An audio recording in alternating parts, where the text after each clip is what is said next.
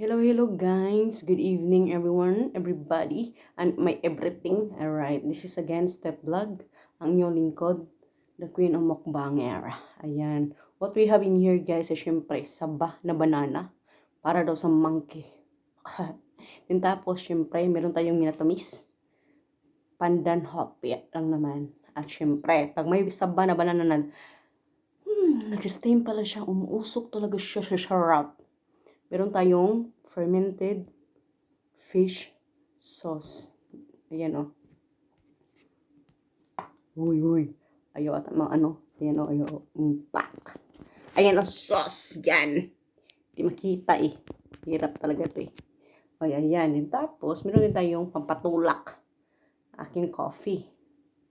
Alright. Okay? Shall we start the mukbang? Ay, charot. So, ayan no, banana. Ano yung sustansya makukuha sa banana? Well, mainly guys, yung asawa natin dyan yan, bidambeda. Magkamay na tayo eh. Banana. Mahilig sa banana ang unggoy. Kasi yung unggoy naman, nagmatalino kasi sa banana, potassium. Overdose sa potassium. Yeah. Kagat nga eh. First bite is the best.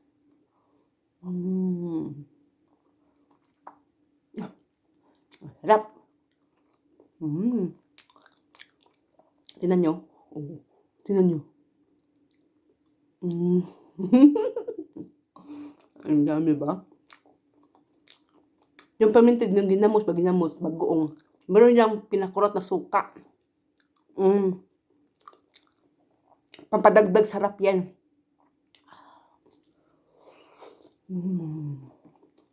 Kabe. Ang sarap niya. Yan siya.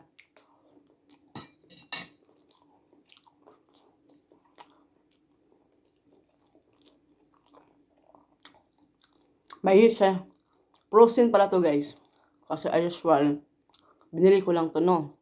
Sa Pepino store, malapit sa amin, 10 minutes away. Bayawok. So sa isang pack pala, there's 8 pieces guys. Ewan ko na magkano presyo, mga 3 pounds ata something. Ito hopya. Hopyang pandan.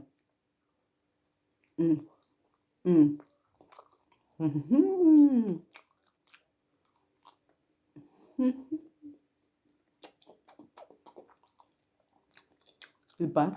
Patok sa panlasa. Step vlog. Oo eh. Kahit na virus sa kakabunga nga, yaw-yaw. Hala eh. Siyempre, chibugan pa rin. Non-stop yan. Unstoppable eh. Diba? Hungot gusto. Mainit siya guys. Kasi ito, ang init. Frozen din to.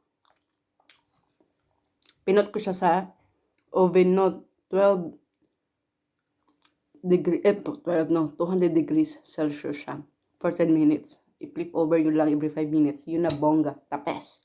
Okay na siya, ready to eat. Ito na may steam nyo siya, no? Kung may rice cooker naman kayo, kung wala naman, may microwave, pwede siya microwave, no? Nasa instruction naman yan sa ano guys, sa pack niya, no? Sa packaging niya, meron naman. Ito, gusto ko steam siya, healthy in a way. Yung steam, alam niyo, steaming, di ba? Healthy talaga yung option, the best method talaga.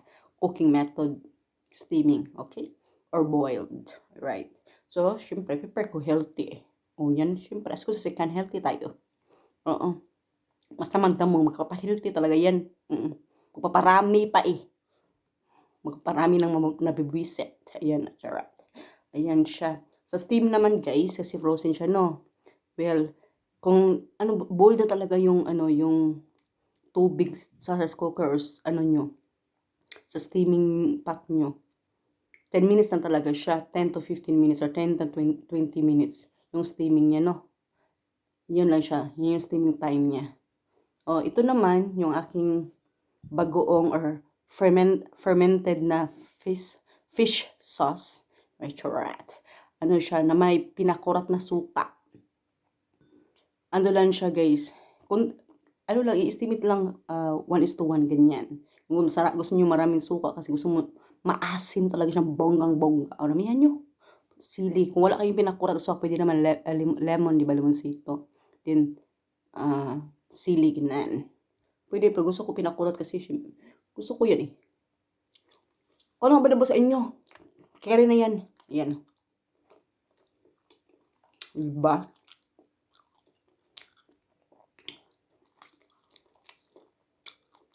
Mas gusto ko yung pandan pala. Flavor sa hopya. Kaya sa ube. For some reason, pag frozen siya, maumay man. Gusto ko mang ube, guys. For the best ang pandan sa akin, sa aking panlasa, no? Pag frozen siya ba, strong kasi yung flavor ng pandan. Hindi siya nawawala basta-basta kahit frozen siya. Then, defrost nyo siya. Nandun pa rin yung charap. Yung flavor niya. Oo. Ganyan. Ay, tulo-tulo pa. O, diba? Delicioso. Yung bagoong ba? Anchovies ba to? Dik-dik o giling. Ano ba paggawa nito? Kinakain ko ng paggawa nito eh. Bakit na may himas-himas ng bongga-bongga, kinakamay-kamay. May vitamin G to eh. Alam mo yun? Baka bakel lang. Hindi ko alam. Basta masarap siya eh. Sabi. May bakterya naman talaga sa sikmura natin sa ating tiyan talaga. Uto na yung uto. Gusto mo naman paano ginawa yan. Hindi ko alam eh. I-google ko yan. May YouTube naman. Okay. So for now, focus mo sa akin. Kinakain natin guys.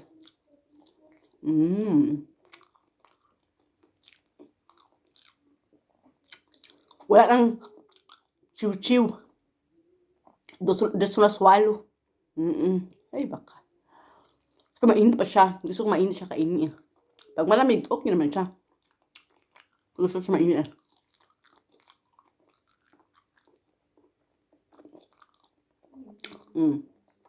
Ito, swallow na agad. Ganun. Siya pa rin kasi baka. Maano ka dito, di ba? Bachok. Ay, nako. Ay, nako naman. So, there's 8 pieces nito, no? Ito naman, 4 lang siya. Dati 6 pieces yan eh. Hindi ko ano nangyari. Inflation na naman eh. Ay, nako. 6 pieces yun dati. Pagbukas ngayon, naging 4 na lang kalain mo. May penalty, 2. Hirap talaga.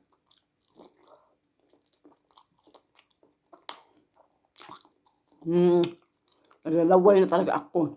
Since na isa. Ito talaga guys, harap eh. Ikanap eh, harap.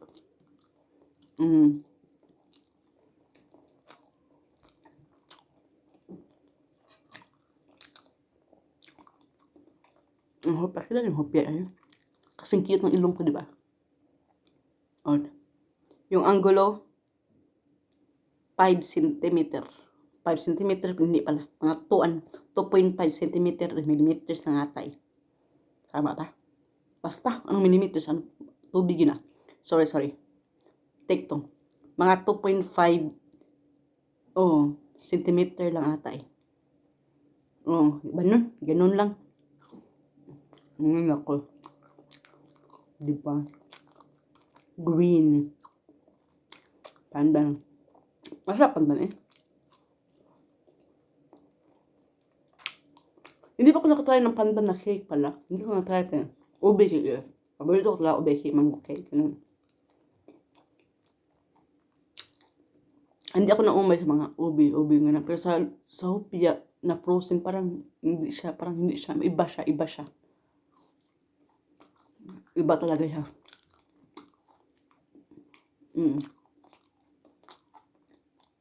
Diba? Yun guys, as usual, halfway na tayo. Huwag natin iubusin ng bunga-bunga. Baka kalain yung hampas lupa na talaga tayo eh. Wala yung tinitira eh. Alam mo yun? Para may decoration pa rin siya. Diba? Ano naman, you will say goodbye yun. Tapos wala talaga tira dyan. Ano yan? Diba? Kabibibebe muna tayo, ganun. Anyway, this is my step vlog. Hope to see you again on my next upload. Pagtupakin, of course. This is your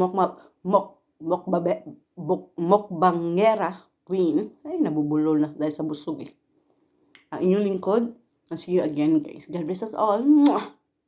Bon appetit belated, of course.